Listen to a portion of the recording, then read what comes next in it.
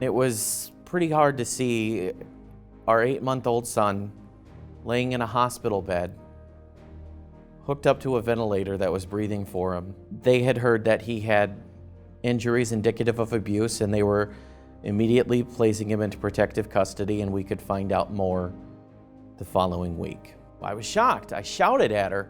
I said, "You can't take my son away."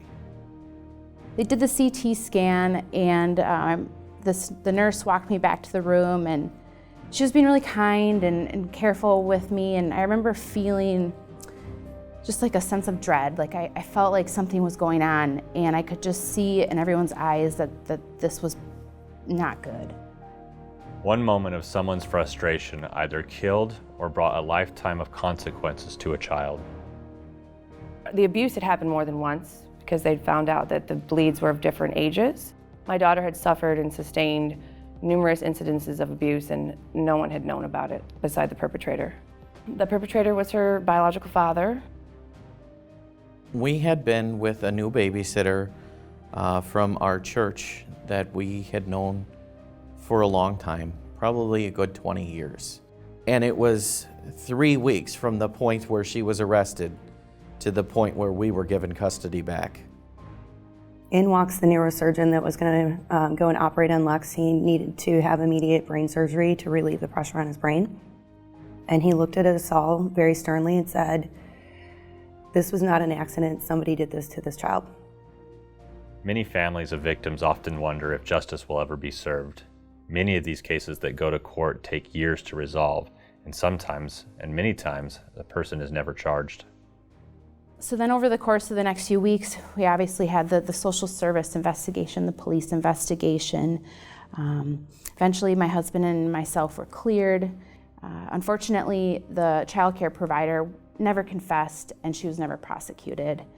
It took about 2 years until we finally had a trial. She had confessed 3 times. She showed with a doll on her couch how she slammed him down and shook him. It was a young boy, toddler, and it was a case of shaken baby abusive head trauma. And I know that we never were able to pinpoint who the suspect was. We knew it was either the mom or the dad, but they both were in denial or covering for one another. So we were never able to solve that one criminally. But I remember several years later when I saw the little boy being wheeled in on a wheelchair completely in almost like a vegetative state with both his parents there with him. And it just hit me that I kind of felt like there was no resolution for that child. My ex-husband verbally admitted what he had done. He had a written confession, a video confession.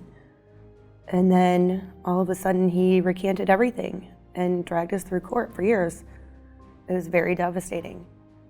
There is a conviction, 5 years probation, but he still retains parental rights and access. So I'm struggling to navigate through accepting that you have a guilty plea, but you still have access to the child you abused.